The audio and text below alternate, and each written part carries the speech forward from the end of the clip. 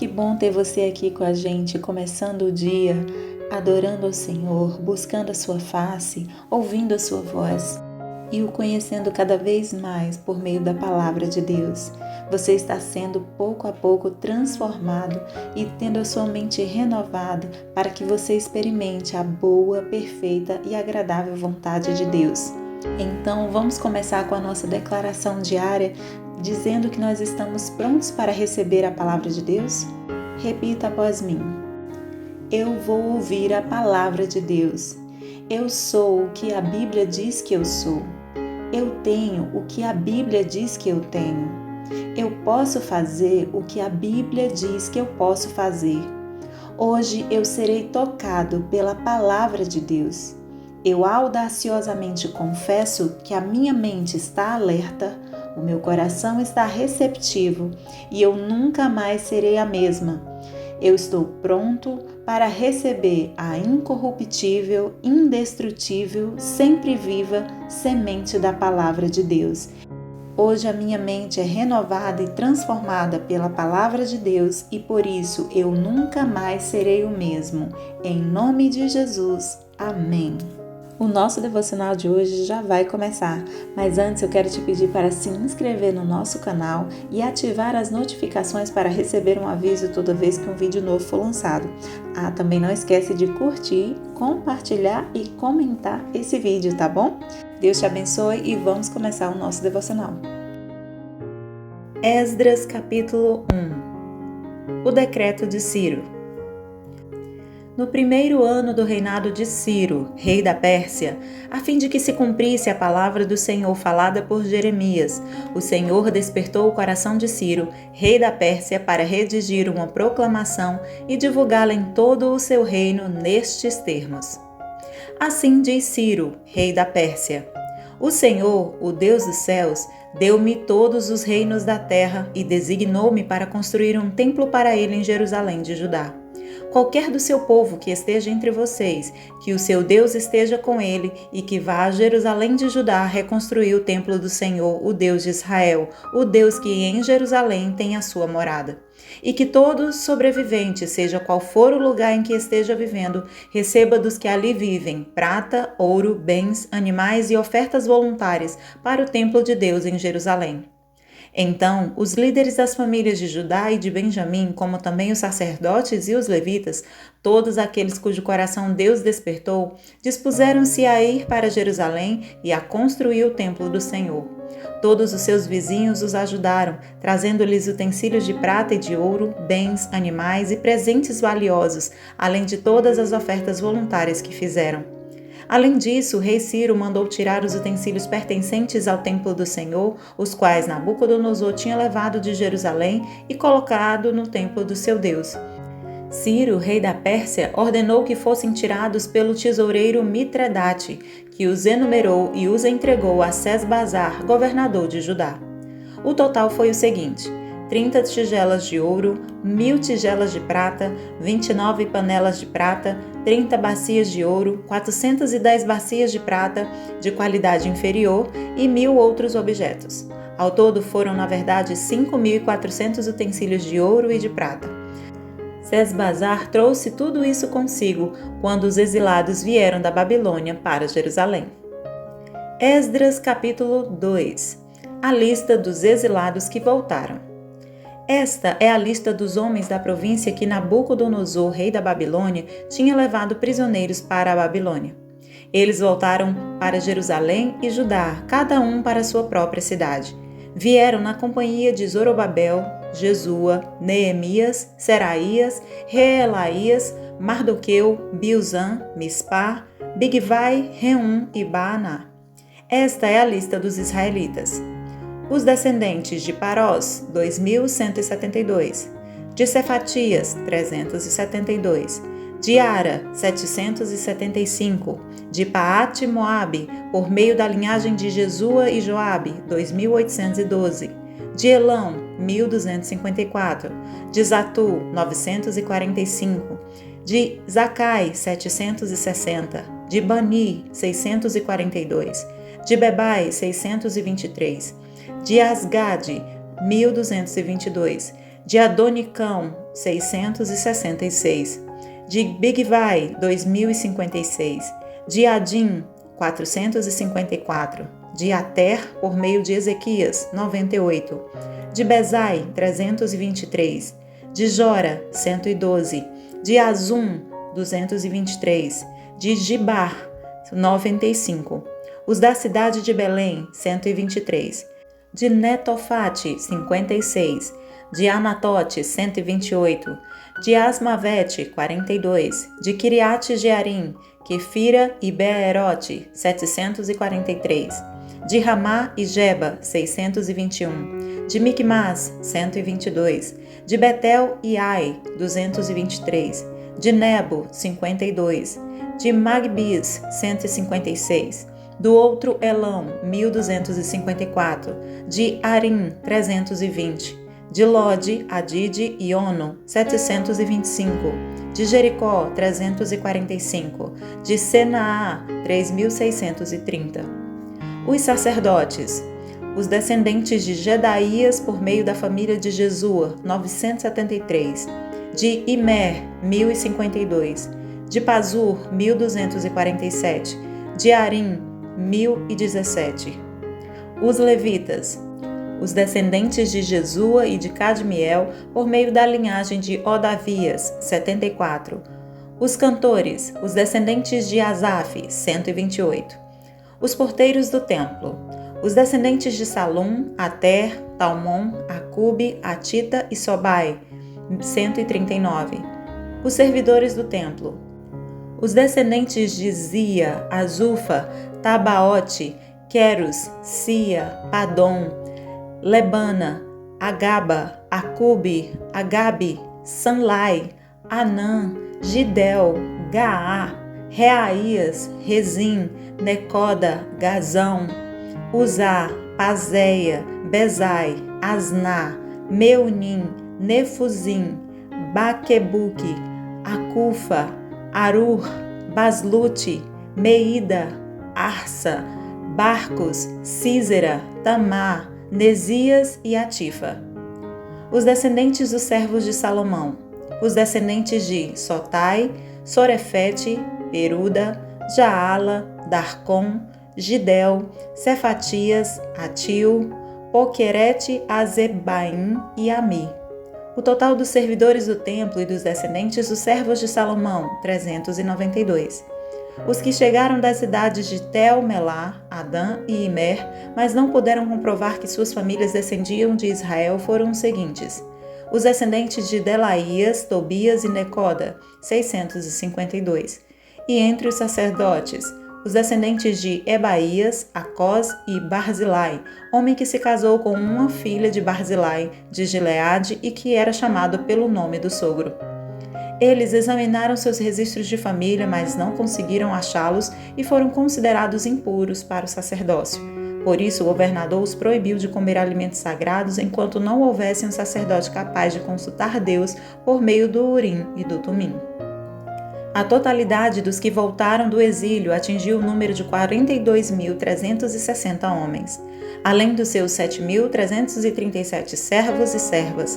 Havia entre eles 200 cantores e cantoras, possuíam 736 cavalos, 245 mulas, 435 camelos e 6.700 jumentos.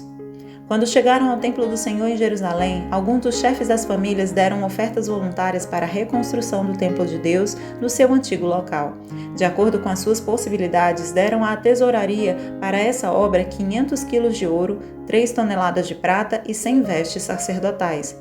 Os sacerdotes, os levitas, os cantores, os porteiros e os servidores do templo, bem como os demais israelitas, estabeleceram-se em suas cidades de origem. Esdras capítulo 3. A reconstrução do altar.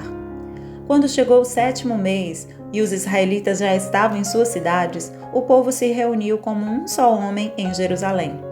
Então Jesua, filho de Josadaque, e seus colegas os sacerdotes, e Zorobabel, filho de Sealtiel, e seus companheiros começaram a construir o altar do Deus de Israel para nele sacrificarem holocaustos, conforme o que está escrito na lei de Moisés, homem de Deus. Apesar do receio que tinham dos povos ao redor, construíram um altar sobre a sua base e nele sacrificaram holocaustos ao Senhor, tanto os sacrifícios da manhã como os da tarde. Depois, de acordo com o que está escrito, celebraram a festa das cabanas com um número determinado de holocaustos prescritos para cada dia. A seguir, apresentaram os holocaustos regulares, os sacrifícios da lua nova e os sacrifícios requeridos para todas as festas sagradas determinadas pelo Senhor, bem como os que foram trazidos como ofertas voluntárias ao Senhor.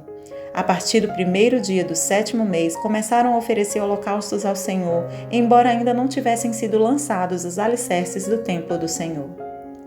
A reconstrução do templo. Então eles deram dinheiro aos pedreiros e aos carpinteiros e deram comida, bebida e azeite ao povo de Sidom e de Tiro, para que pelo mar trouxessem do Líbano para Jope toras de cedro. Isso tinha sido autorizado por Ciro, rei da Pérsia. No 2º mês do 2º ano, depois de chegarem ao templo de Deus em Jerusalém, Zorobabel, filho de Sealtiel, Jesua, filho de Josadaque, e o restante dos seus irmãos, os sacerdotes, os levitas e todos os que tinham voltado do cativeiro para Jerusalém, começaram o trabalho, designando levitas de 20 anos para cima para supervisionarem a construção do templo do Senhor. Jesua, seus filhos e seus irmãos, e Cadmiel e seus filhos, descendentes de Odavias, e os filhos de Enadade e seus filhos e seus irmãos, todos eles levitas, uniram-se para supervisionar os que trabalhavam no templo de Deus.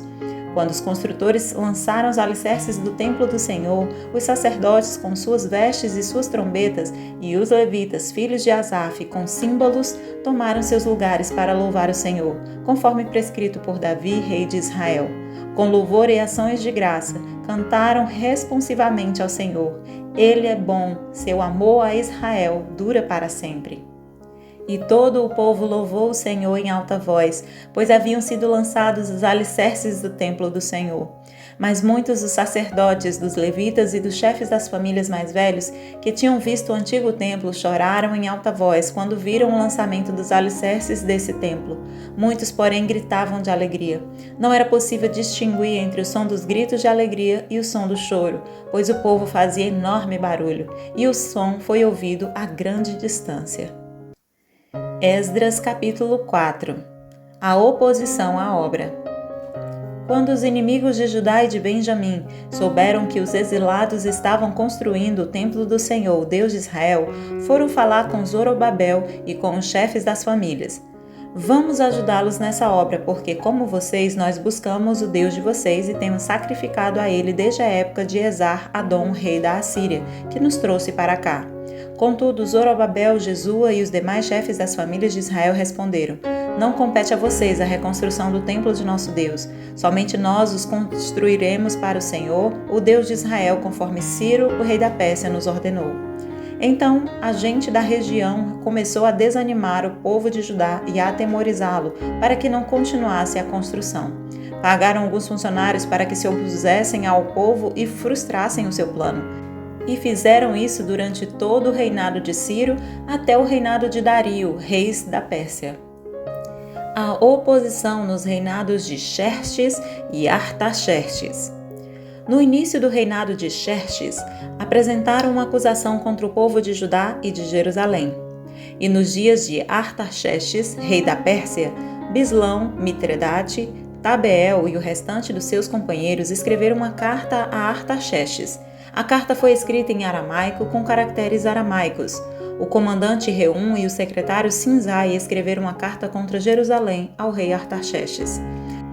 O comandante Reum e o secretário Sinzai e o restante de seus companheiros, os juízes e os oficiais de Trípoli, da Pérsia, de Ereque e da Babilônia, os elamitas de Suzã e das outras nações que o grande e renomado Assurbanipal deportou e assentou na cidade de Samaria e noutros lugares a oeste do Eufrates, escreveram nos seguintes termos.